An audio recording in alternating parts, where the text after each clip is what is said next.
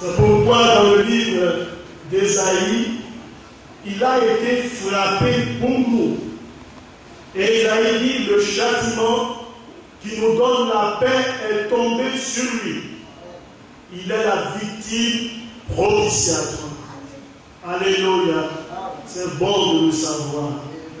Et quand on marche ainsi, avec cette pensée dans le cœur, alors nous réalisons que nous ne sommes rien, mais que nous dépendons entièrement de la grâce de Dieu. Dans le livre de Jean, la Bible nous dit, de sa plénitude, nous avons reçu grâce sur grâce. Et c'est ainsi, frère, quand nous marchons vers le ciel, nous réalisons que nous ne sommes rien, que nous dépendons de lui, et que sans lui, nous ne pourrons rien faire. Paul a dit, je puis tout par celui qui me fortifie. Et dans les psaumes, la Bible nous dit, je tire ma force de ta force. Alléluia. C'est vrai. Il faut que lui soit présent. En Jean, il dit, je suis le cep et vous êtes les sarments.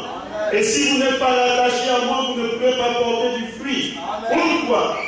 Parce qu'il faut que la vie circule à partir de la racine, parce que la plante, elle puise dans le sol la nourriture, alléluia, et la vie quitte à partir du sol, monte par les racines, se propage par le tronc et va au niveau des branches. Alors il dit, nous sommes quoi?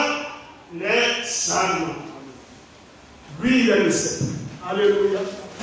Il faut être rattaché à Christ pour recevoir la vie. Comme nous ne sommes pas rattachés à Christ, la Bible nous dit, nous séchons. Et quand on sèche, on meurt. Alléluia. Amen. Vous voyez pourquoi Christ a dit que nous sommes le bois sec. Alléluia. Lui, il est le bois vert. Et c'est de lui que nous tirons la vie. Alléluia. C'est vrai. Il faut accepter d'être en Christ pour recevoir la vie. Ce n'est pas cette vie-là que nous avons de par la naissance charnelle. Ça n'a rien à voir avec cette vie-là. Cette vie-là, tous les païens ont. Alléluia. Mais lorsque nous parlons de cette vie que Christ donne, il s'agit de cette vie éternelle. Alléluia. C'est vrai. Le bon berger, celui-là qui donne sa vie pour cette vie, n'est-ce pas? Afin que cette vie ait la vie en abondance. Que donc le nom du Seigneur soit béni. Et le mercredi, nous avons vu un beau message qui nous a interpellés afin de nous ramener toujours sur le droit chemin, à vivre la communion fraternelle selon le Seigneur. Vous savez, Jésus a dit, si une maison, elle est divisée, elle ne peut pas subsister.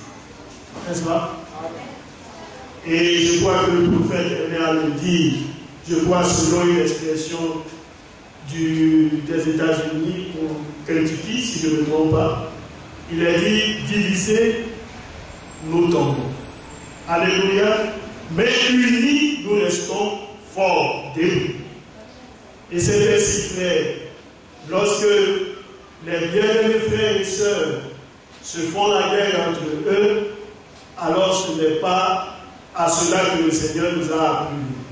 Il ne nous a pas appelés à nous déchirer, à nous faire la guerre, mais il nous a appelés à vivre la communion fraternelle, à marcher dans l'union vers le ciel.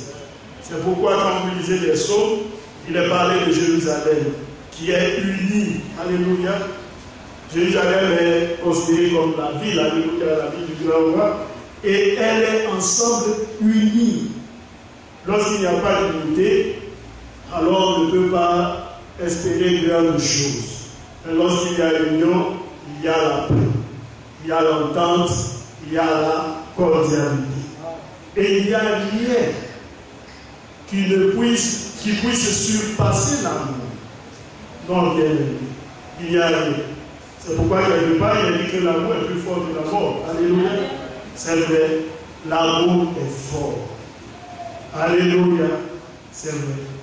Et le frère, le pasteur disait qu'il n'existe pas de couple sans problème. Et c'est tout à fait vrai. C'est vrai que nous ne sommes pas encore rentrés dans le foyer. Quand ma chaîne de voisin dit, il y en a qui disent, tandis que d'autres essayent de sortir, il y en a qui cherchent à entrer. Oui, frère, c'est comme ça que la vie se déroule. Alléluia. Oui. Mais c'est aussi là le cadre que le Seigneur a choisi pour que deux personnes de sexe opposé puissent vivre ensemble. Et vous voyez perpétuer la race humaine. Alléluia. C'est le seul moyen que le Seigneur a eu en vue. Si la solitude de l'homme pouvait être comblée par autre chose, dans le livre de la Genèse, cela nous aurait été relaté. Mais c'était le seul moyen pour combler la solitude de l'homme. C'est pourquoi le Seigneur a plongé l'homme dans un profond sommeil et il a tiré de sa côte une femme. Alléluia. Et Adam a dit, voici cette fois, vous voyez, c'est bon de lire ainsi ces choses. Adam dit, voici cette fois. Parce que les autres fois, c'était les animaux qui venaient et lui donnait des noms. Mais quand il a vu la femme, il dit, voici cette fois. Celle qui est chair de ma chair et os de mes os. Et il lui a donné le nom de femme, n'est-ce pas? Parce qu'elle a été tirée de l'homme. Alléluia. Et si un homme ne tape pas sa femme, il ne la frappe pas. Mais il lui parle. Alléluia. Pour qu'elle puisse comprendre. Les enfants voulaient corriger quand ils ont mal. Mais si on doit associer à la femme la correction, alors il y a quelque chose qui ne va pas. Alléluia. Il faut lui parler. Et en lui parlant, parce qu'elle est aussi une personne mûre, ce n'est pas un bébé que vous prenez, vous mettez dans votre foyer, elle est censée comprendre. Alléluia, c'est ça. Alors la vie dans le foyer, c'est faite de bons moments où réellement tout est bien, et puis c'est fait aussi de difficultés. C'est aussi ça. Et nous avons le privilège d'avoir des exemples dans les Écritures, de sorte à ce que nous ne soyons pas surpris de ce que nous allons rencontrer, de ce que nous allons vivre. Alléluia. La force, c'est de pouvoir surmonter les problèmes. Parce qu'il y aura toujours des problèmes. Il n'y a jamais de foyer sans problème. Que le nom du Seigneur soit béni. Et le Seigneur nous a donné ses riches conseils afin que nous sachions comment marcher. Pour ceux qui sont déjà dans les foyers et pour ceux qui sont en voie d'entrer dans les foyers. Ou même pour aussi la communion fraternelle entre nous frères et sœurs. Alléluia. C'est vrai. Notre Seigneur est bon et nous appelle à l'amour. Que son nom soit béni. Le dimanche aussi, nous avons eu un bon message sur les deux chemins.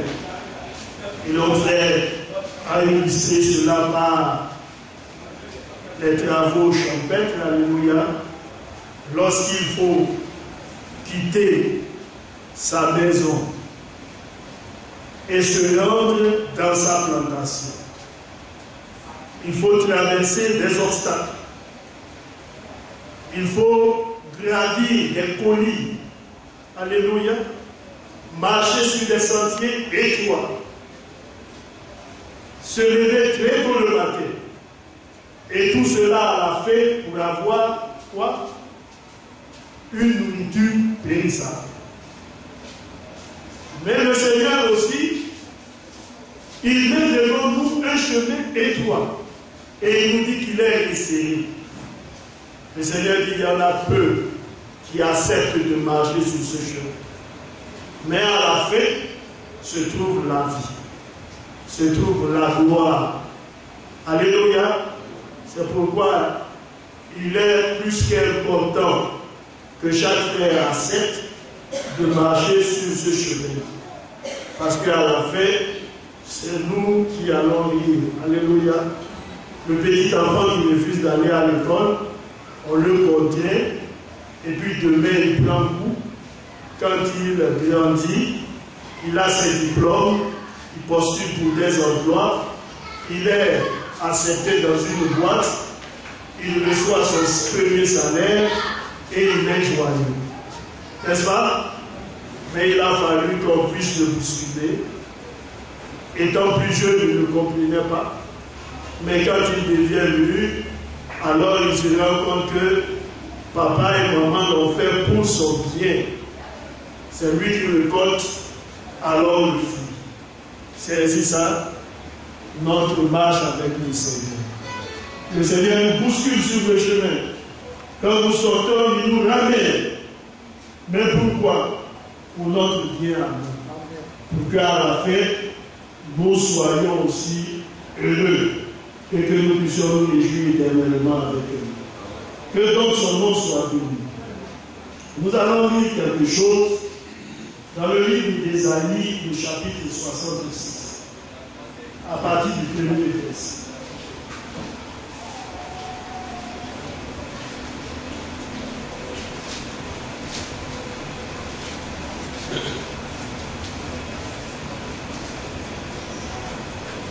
Ça va m'aider à la lecture.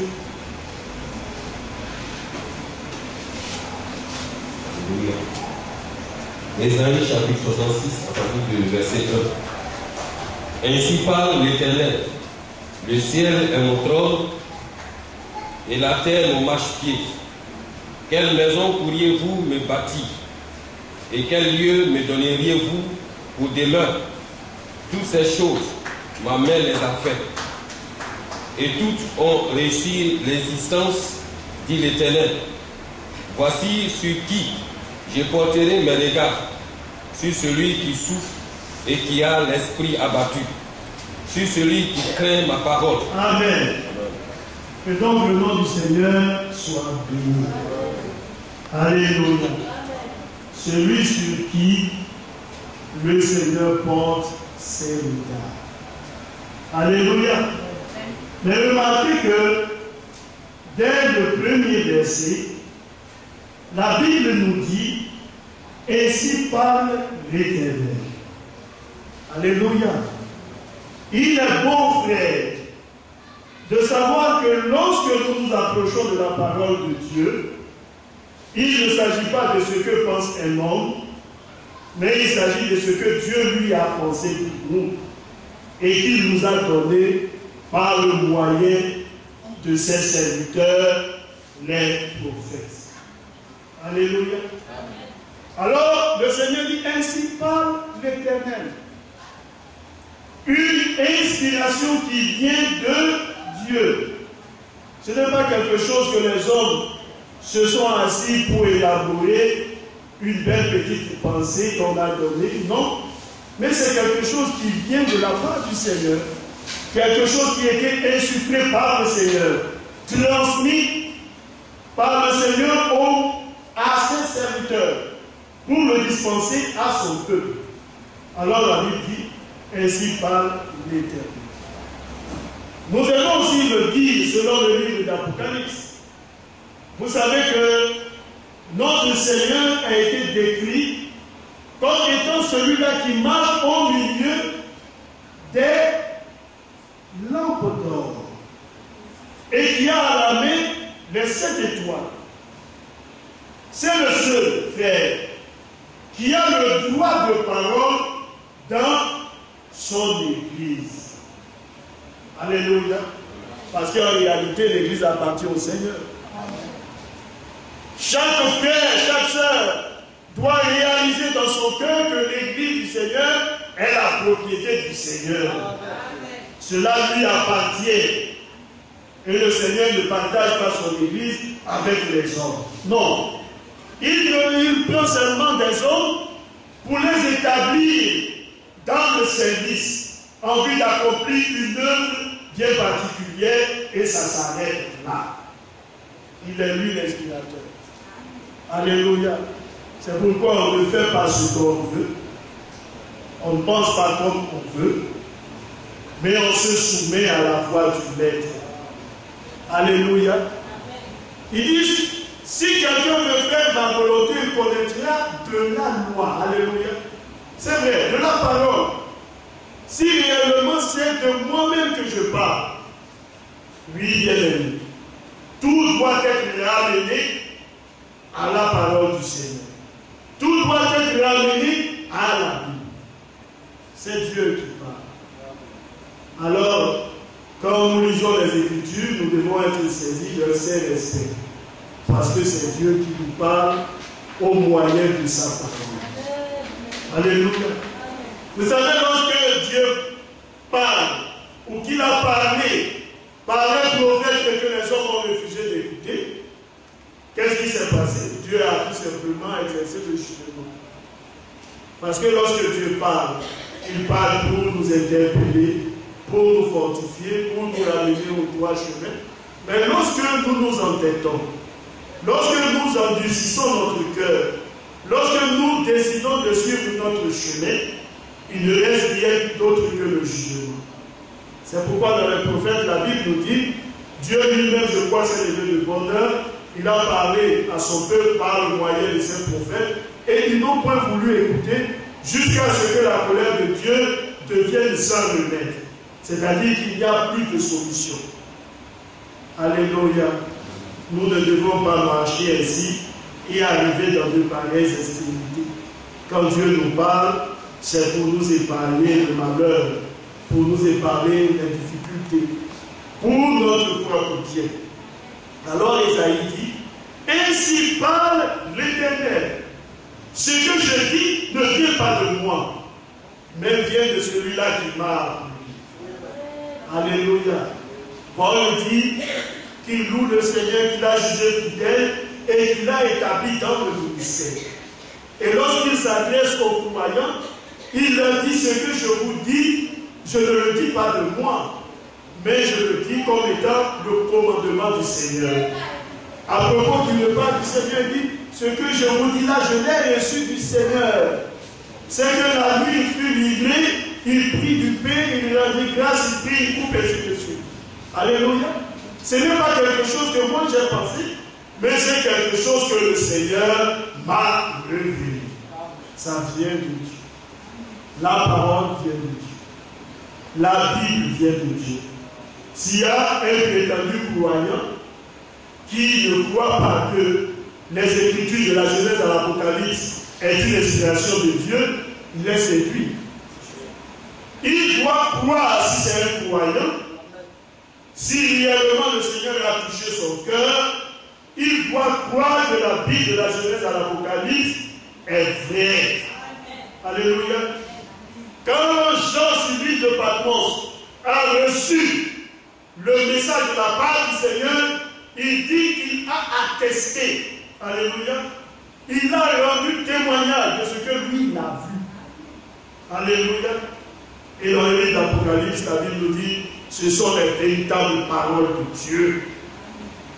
Il n'y a pas de falsification. C'est pourquoi lorsque nous attrapons la parole de Dieu, nous croyons que de la Genèse à l'Apocalypse, c'est l'inspiration de Dieu.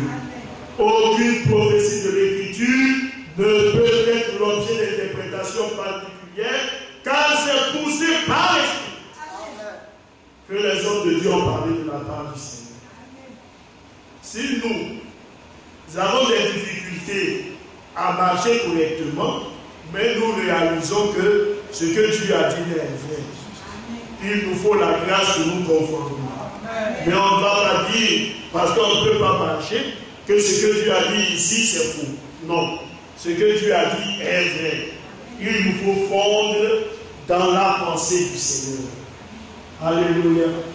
Le Seigneur a dit, il dit que lui, lorsqu'il est venu, il n'est pas venu pour accomplir sa volonté, mais la volonté de celui-là qui l'a envoyé. Alléluia. Au jardin de Gethsémani, il dit, pas que ma volonté se fasse, mais toi ta volonté. Et c'est ainsi que nous devons marcher. Alors Isaïe dit, ainsi parle l'Éternel. Le ciel est mon trône et la terre est mon marche. Alléluia. Dieu dit le ciel là, c'est mon trône. Et la terre, c'est mon marchepied. En d'autres termes, je remplis l'univers. Alléluia. Oh, bien-aimé. C'est pourquoi David aussi dit, où il est joint de ton esprit. Il dit, tu me sondes et tu me connais. Tu sais quand je m'assois, tu sais quand je me lève. N'est-ce pas? La parole n'est pas encore sur mes lèvres, que toi tu la connais entièrement. Lorsque je dis j'irai aux extrémités de la terre, tu y es. Lorsque je dis qu'il y a une obscurité, le Seigneur de couverture, c'est alors qu'elle devient lumière. Il n'y a rien d'autre que nous, les hommes, nous puissions faire que le Seigneur ne sache pas. Et bien plus, lui, il déjà sait l'action avant même que nous puissions l'accomplir. Alléluia. Il le sait.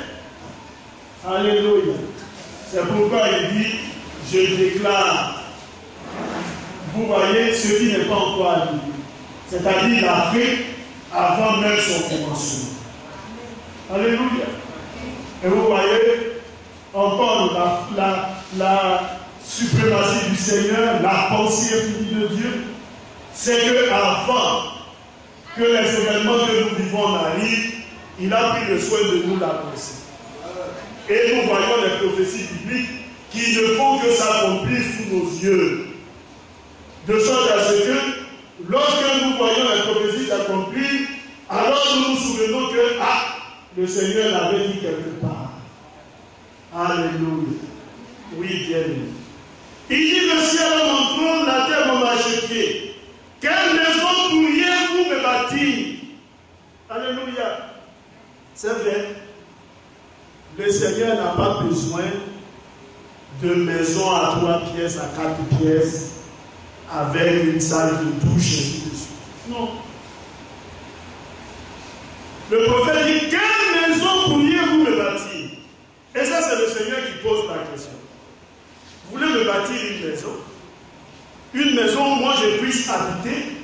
Une maison où je vais pouvoir demeurer? Quelle est la maison? Une maison en marbre, avec des carreaux, vous voyez, importés? Quelle est la maison que vous allez me bâtir? Non, bien aimé. Ces genres de maisons-là, le Seigneur n'en a pas besoin. Dans le livre d'Actes des Apôtres, la Bible dit, le Seigneur ne demeure pas dans les maisons qui sont faites de béton. N'est-ce pas? Bien aimé. Les maisons faites de béton, le Seigneur n'en a pas besoin. Encore, il n'a pas besoin de petites organisations que les hommes se créent ici et là.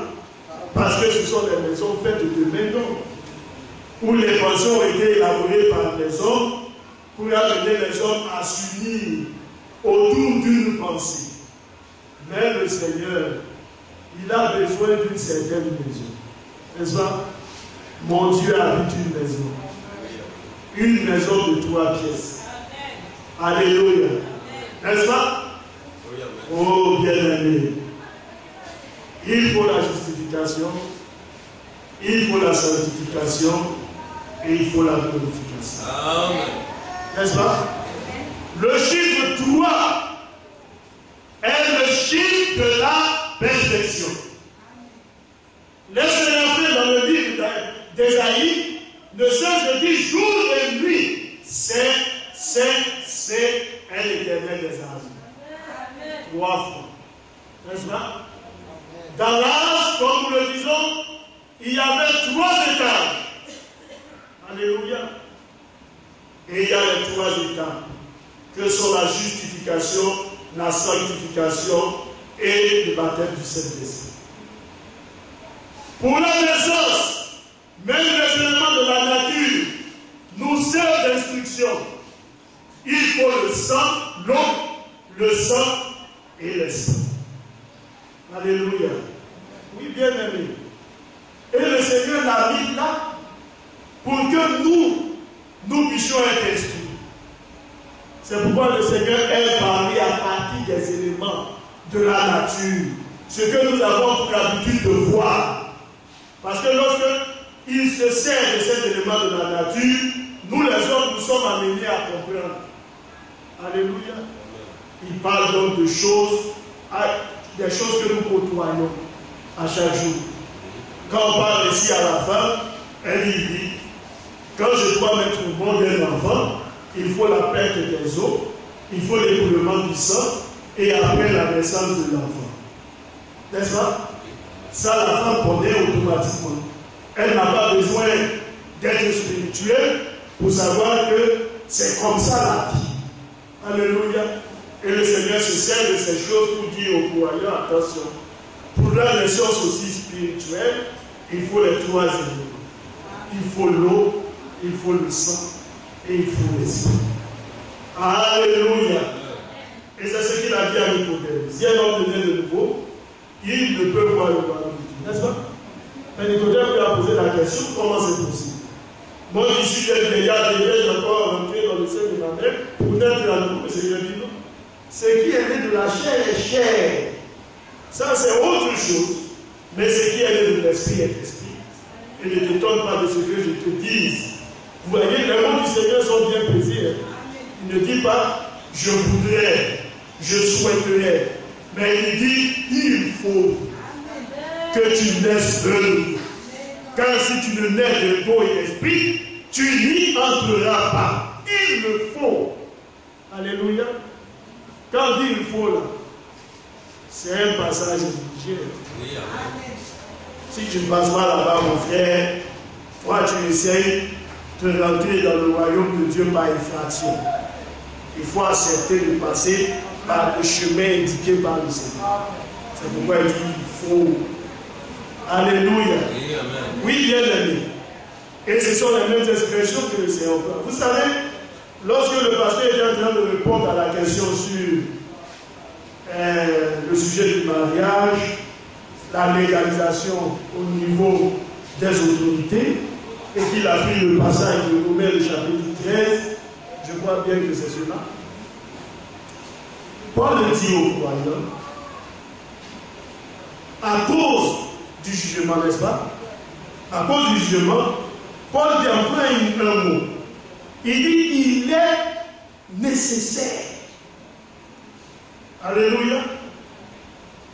C'est nécessaire. Quelque chose qui est nécessaire, c'est-à-dire que c'est quelque chose qui est indispensable. C'est nécessaire. Il le faut. Alléluia. Oh bien-aimés, si nous comprenons cela, alors les bien-aimés frères qui sont soit dans la, comment on dit ça, dans le concubinage, vont tout de suite se presser. Parce que la Bible dit c'est nécessaire. N'est-ce pas? Il dit c'est nécessaire. Par crainte du jugement. Ça c'est ce que Paul dit. Mais aussi par motif de conscience. Vous savez comment est-ce que le monde qualifie deux personnes qui vivent ensemble sans être mariées? Le monde, parce que quand le monde dit mariage, ça veut dire qu'il faut venir déclarer ton amour au devant des autorités qu'ils sont. Et eux, ils se chargent de garantir votre union. Le monde appelle ça concubinage. N'est-ce pas? C'est le mot qu'ils ont trouvé pour décrire l'état de deux personnes qui vivent sans être reconnues par eux. Ils disent, mon frère, tu vis dans le concubinage. Et concubinage, le dictionnaire dit, c'est l'état des personnes qui vivent ensemble sans être mariées. Bien aimé. Mais c'est un mot qu'ils emploient pour, en d'autres termes, rabaisser les hommes. C'est un mot qu'on emploie pour dire que mon frère, tu es dans l'illégalité. Et Paul dit, par motif de conscience. Pour toi-même, ta conscience. Et la conscience du pareil, Paul dit, il faut le faire. Alléluia. C'est nécessaire. C'est donc indispensable. Alléluia. Alors la Bible dit, quelle maison pourriez-vous me bâtir? Ça c'est une question que le Seigneur pose à chacun d'entre nous. Est-ce que vous pourriez me bâtir une maison? Même avec toute votre intention. Parce que c'est justement David qui a eu cette intention de bâtir une maison au Seigneur. Et le Seigneur, lorsque David a eu l'intention, le Seigneur a fait savoir que lui n'a jamais demandé à quelqu'un de lui bâtir une maison. Il n'a jamais demandé. Il n'a jamais dit à David, il faut me bâtir une maison. Non. Alléluia. David a eu une intention bonne. Il a dit, moi je dors dans une maison meublée, ainsi de suite, tandis que l'arche de l'alliance de Dieu est dehors. Il faut que je lui bâtisse une maison pour qu'il ne puisse y habiter. Mais Dieu dit, je n'ai jamais demandé à quelqu'un de me bâtir une maison. Alléluia. Oui, bien-aimé. La maison dont Dieu a besoin, c'est nous, notre personne. Alléluia. Oui, bien-aimé. Et c'est l'exemple du tabernacle. Parce que le tabernacle était composé du paradis, du lieu saint et du lieu très saint. Alléluia. Comme nous le disons, ce sont encore les mêmes trois étapes. La justification, la sanctification et le baptême du Saint-Esprit. Mais bien aimé, où le Seigneur devait rencontrer Moïse? C'est dans le lieu très saint. C'est ce qu'il dit dans la parole. Il dit, je te rencontrerai de dessus le propitiatoire, entre les deux chérubins. Le sang y était continuellement. Il dit, c'est là que moi je vais te rencontrer. Bien aimé. Quand la gloire de Dieu est entrée dans le temple, même les sacrificateurs ne pouvaient plus avoir accès. Ils sont restés dehors. Vous savez, le prophète dit, le Seigneur a traversé le paradis. C'est pas ça. La justification, c'est une œuvre de l'esprit. C'est le Seigneur qui le fait. Ayant été justifié sur le principe de la foi, nous recevons de Dieu la vie. De coupable que nous étions, le Seigneur dit, je fais de vous des hommes justes. Alléluia. Amen. Et dans cette position-là, le Seigneur dit, quand moi je te regarde, tu n'as jamais péché. Amen. Alléluia. C'est comme si tu étais en Éden. Tu n'as jamais péché. Et après cela, le Seigneur dit, bon, moi maintenant, je te sanctifie. Alléluia. Vous savez, dans une prédication du prophète, il dit, quand vous êtes justifié, ça ne veut pas dire que le mauvais décès qui est en vous la réalité. Il faut la sanctification.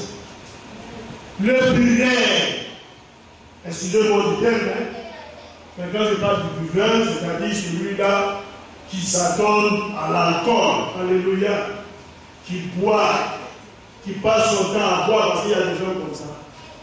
Tellement qu'ils ne boivent qu'à la fin, ils ne peuvent pas passer un jour sans boire. Il y en a ici. Il y en a qui tellement se sont attendus à cette chose-là qu'à la fin, même un verre d'eau les rend souffrent. Puis ça existe, frère. Il y en a qui ont bu, tellement qu'ils ont bu qu'ils prennent un peu d'eau, tout de suite, ils sont dans l'ivresse.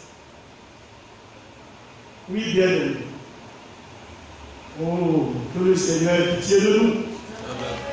Et qu'il nous tienne par la main pour que nous ne rentrions pas dans ce chemin-là. Alléluia. Oui, bien aimé. Notre Seigneur est bon et il ne change pas.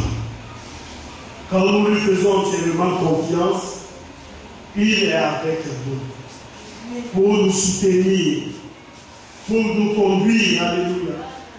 Et lorsque nos pieds commencent à glisser, le Seigneur nous amène.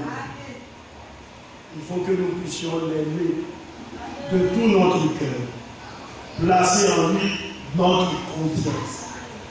Alors lui, il ne nous abandonnera jamais. Alléluia. Oui, bien. Alors le désir, quand on est justifié, il est là. Alléluia. C'est tout simplement comme le prophète dit, quelqu'un qu'on a retiré du péché. Le verre retiré de la boue. Mais le verre retiré de la boue est sale. Il est sale. Il faut qu'il accepte d'être lavé. S'il n'est pas lavé, mon frère, il ne sera pas utile. C'est vrai qu'on l'a retiré, mais il faut qu'il accepte d'être lavé. Si tu as dit qu'on va le laver, il dit non, moi je ne veux pas. Mais qui va l'utiliser? Vous connaissez quelqu'un dans son bon sens qui va accepter de prendre un verre pareil verre et mettre quelque chose pour donner à quelqu'un? Même s'il le faisait, vous connaissez quelqu'un qui a son bon sens va prendre le verre et puis lui boire? Jamais. C'est pourquoi sanctifier veut tout simplement dire nettoyer, mis à part, en vue du service. Alléluia. Il est nettoyé, il est mis à part. Pourquoi? Parce qu'il doit rentrer dans le service. Et après cela, on met maintenant un liquide à l'intérieur pour le donner aux hommes. Et c'est comme ça que le Seigneur nous travaille. Alors on est justifié, mais le Messie, il est là. C'est pourquoi le Seigneur, dans le livre de Jean 17, nous dit: personne qui fidèle par la vérité, car ta parole est la vérité. Il faut accepter cela.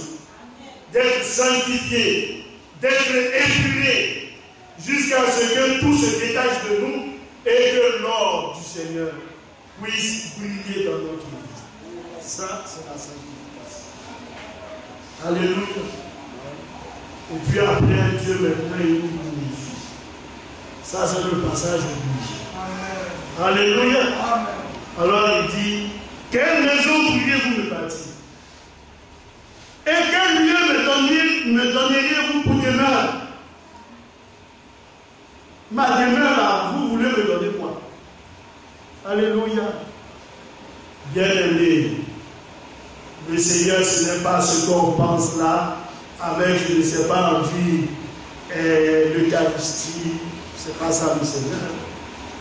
Alléluia. Il vient pour habiter notre cœur. Il vient pour vivre à l'intérieur de nous. Alléluia.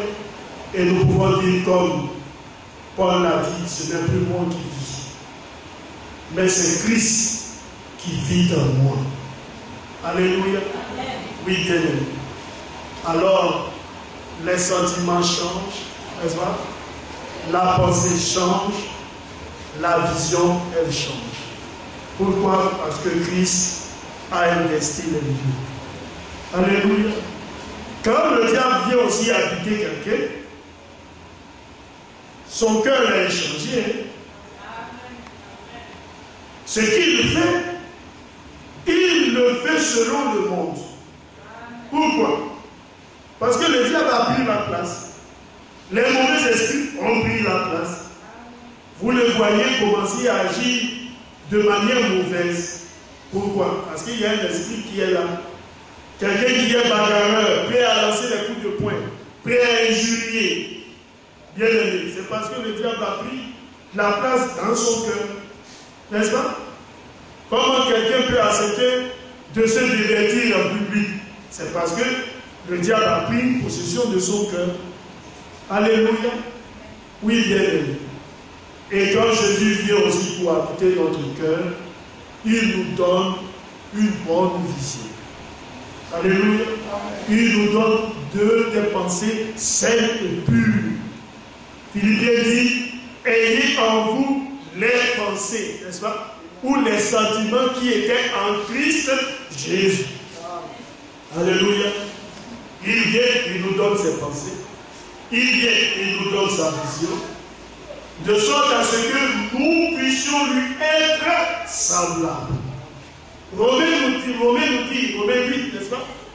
La Bible nous dit que tout ce que Dieu a appelé là, tout concourt bien de ceux qui ont été appelés, c'est ça, selon le Seigneur. Et la Bible nous dit que ceux qu'il a appelés, il les a justifiés. N'est-ce pas? Il les a glorifiés. Afin d'être semblables. Alléluia. Donc, afin d'être comme Jésus. Alléluia. Oui, bien aimé.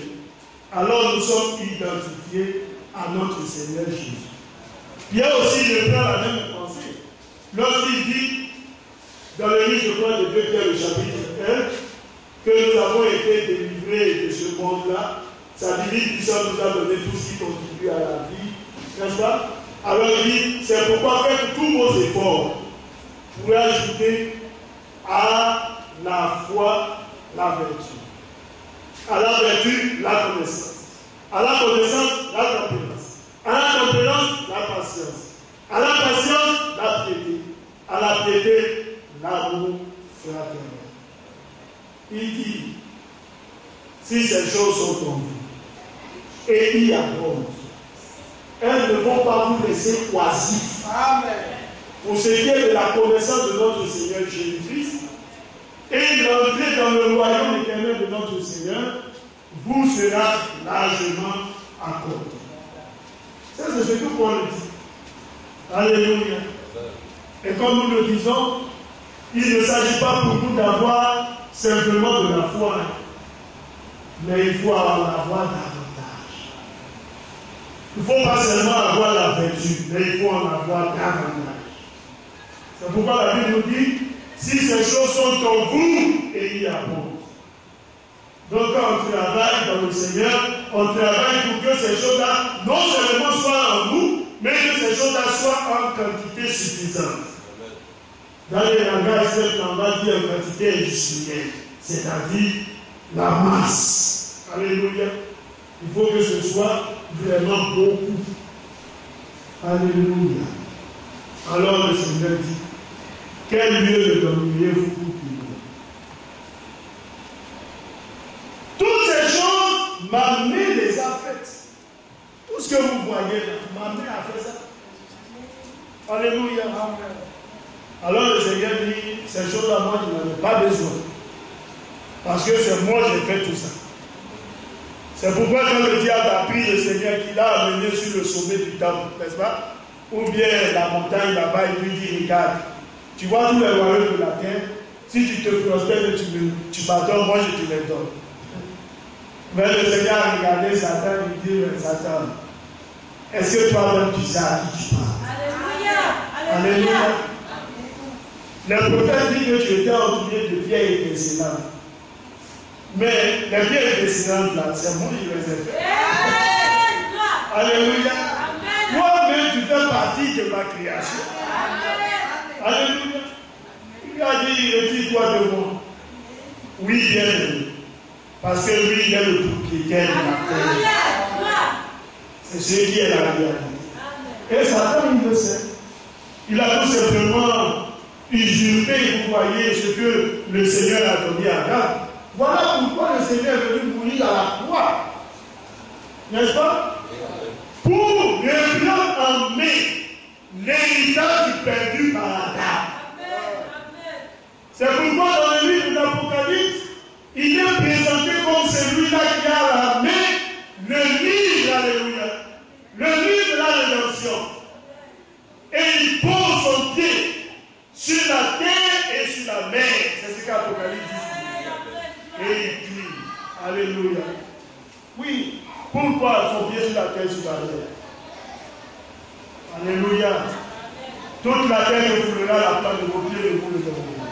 C'est pas ça. Quand il pose son pied sur la terre et sur la mer, il dit, je suis le propriétaire. Et je suis venu pour faire valoir mon droit. N'est-ce pas? Satan, je te l'arrache. Mais avant cela, il a fallu qu'il paye le prix. C'est pourquoi Jean a regardé ici. L'ange lui dit, ne pleure pas, n'est-ce pas? Parce que le lion de la tribu de Juda a vaincu. Lui seul a dit que plein de vie, de l'oubli et d'un remplacement. Et quand Jean regarde, il dit, je vis sortir du milieu du trône un agneau comme en sacrament. Alléluia. Et il s'approcha de celui qui était assis sur le trône et il a pris le lit de sa main. Il a fallu que Jésus puisse payer le prix pour nous. Ça, c'est le sang. Alléluia. Oui, bien aimé. Et le propriétaire original, un jour viendra et il réclamera au diable ce qui lui appartient. C'est alors que la Bible dit, il n'y aura plus de temps. C'est écrit, alléluia. Le compte à rebours va commencer pour Satan. Oh, bien-aimé, il y a beaucoup de merveilleuses choses qui nous attendent. Alléluia. Il dit toutes ces choses m'amènent la fête. Et tout au-dessus de l'existence, dit l'Éternel. Il n'y a rien qui soit venu par lui-même. Ça, ce sont des affabulations. On dit non, le monde là, il est venu par une explosion. Bien aimé. Les frères disent, allez dans un lieu où il y a une explosion. Vous allez voir s'il y a la vie là. Alléluia. Oui, bien aimé. Ça, ce sont des histoires drôles. Le monde n'est pas venu d'une explosion. C'est venu d'une création. Et le Seigneur dit, c'est lui qui les a fait. Alléluia. Les dinosaures pensent comme ils veulent, c'est leur droit. N'est-ce pas? Mais nous croyons ce que Dieu a dit. Alléluia. Même celui qui prend une corde pour aller l'attacher à un arbre et qui en fait un nœud pour se mettre sur le cou et se pendre, c'est son droit. N'est-ce pas? Celui qui veut traverser l'autoroute sans regarder à gauche à droite, c'est son droit. Celui qui veut se jeter en pleine la rue, c'est son droit. Alléluia. Mais bien aimé, son droit là n'est pas forcément quelque chose de normal. Alléluia. Oui, bien aimé. Les hommes ont le droit de penser comme ils veulent. Ils ont le droit de faire comme ils veulent. Au nom de la liberté, on fait beaucoup de choses. Mais bien aimé, pour le croyant, il se limite au carnaval de la part. Pour rester dans les limites. C'est pourquoi Dieu, lui, il a établi des portes. N'est-ce pas? Même l'immensité de la mer, là, elle se lève, elle frappe, elle fait ce Dieu dit, moi j'ai établi des portes. Amen. Alléluia. Et la Bible nous dit de ne pas déplacer les anciennes bornes. Alléluia. C'est l'homme qui aime à déplacer ce qu'il ne doit pas déplacer. Bien aimé. Alors il dit, et tout au-dessus de l'existence, dit l'Éternel. Donc, tout ce que nous voyons a été créé par le Seigneur. C'est vrai que les hommes font des inventions, mais même les inventions que les hommes font là, ils le font à partir des matériaux créés par le Seigneur. Ce sont des choses qui existent. N'est-ce pas? On dit des tissus de coton en plein, puis on fait des pailles. Quand on porte ça, on est content. Mais il a fallu qu'il y ait une plante qui donne le coton pour qu'on puisse tisser cette matière-là et en faire des habits. Alléluia. Ça, c'est le Seigneur qui l'a fait. On fait des appareils à partir du fer, mais il a fallu qu'il y ait ce minerai dans le sol pour qu'on puisse l'extraire. Et ça, c'est le Seigneur qui l'a fait. Alléluia. Les hommes creusent dans le sous-sol, en mer, et font sortir de terre ou de la mer, vous voyez, des puits de pétrole. Alléluia. Mais on prend tout ça au travail, on est dans le véhicule, on dit vraiment l'homme il est fort, il est intelligent. Pourquoi? Parce qu'à partir de cela on travaille et alors cela sert comme vous voyez combustible si on peut le dire pour propulser le moteur de la voiture.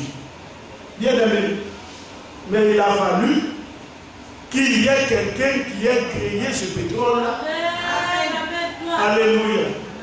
Donc, quand les hommes sont en train de s'enorgueillir pour les découvertes qu'ils ont faites, le Seigneur dit toutes ces choses-là sont venues à l'existence par quelqu'un. Et ce quelqu'un-là, c'est moi. Voici sur qui je porterai mes regards. N'est-ce pas? La Bible nous dit que les regards de l'Éternel là sont sur toute la terre pour soutenir celui-là dont le cœur est entièrement attaché à lui. Et Dieu dit, voici sur qui moi je porterai mon regard. Sur celui qui souffle et qui a l'esprit abattu. Oui, bien aimé. Et vous savez que l'autre, il souffrait, n'est-ce pas? Pierre dit, l'homme avait son cœur tourmenté par la vie que menaient les habitants de Sodome et Gomorrhe. Quand il voyait deux personnes qui vivent ensemble et qui en appellent cela des couples, l'autre avait mal au cœur. Oui, bien aimé. Aujourd'hui, on voit ça. Un homme qui s'assoit, qui se met à genoux devant un autre homme, et puis il pleure d'émotion. C'est un mauvais esprit qui fait ça. Le monsieur, il est là, il pleure, et puis il lui dit, je t'aime.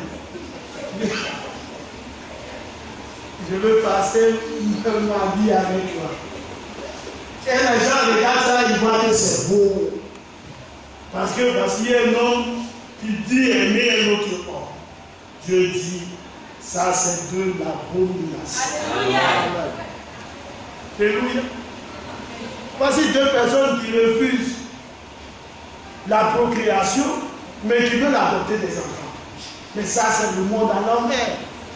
Comment deux personnes qui vivent ensemble, qui sont conscients qu'ils ne peuvent pas avoir d'enfant dans cette union, ils veulent prendre un enfant. Ni bien et on dit c'est des droits, ce ne sont pas des droits. Alléluia. Dieu lui dit à la population.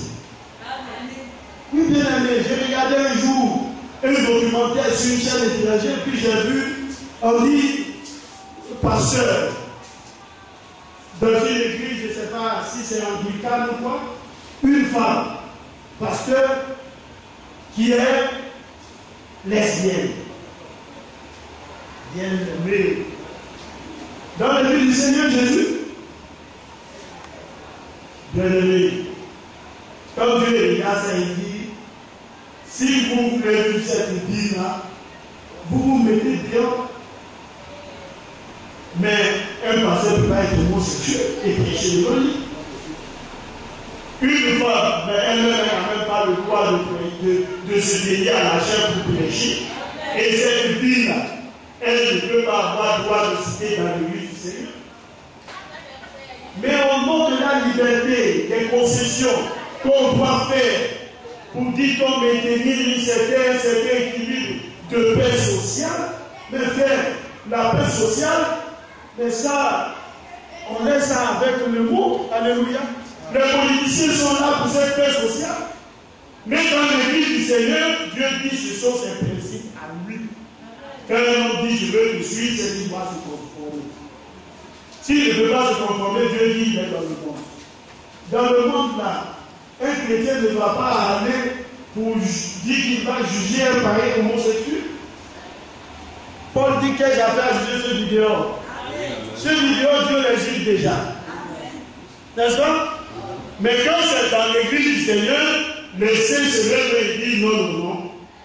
Ce genre de vie-là, on n'est pas ici. Et ça, c'est ce que la Bible nous enseigne. Si celui qui souffre et qui a l'esprit abattu. Et notre Seigneur est un Dieu qui toujours prône la séparation. On pourrait dire des passages de temps, est vraiment. Alléluia. Sur celui qui craint la peur. Quand nous avons la crainte de Dieu dans notre cœur, alors les regards du Seigneur sont sur nous. N'est-ce pas?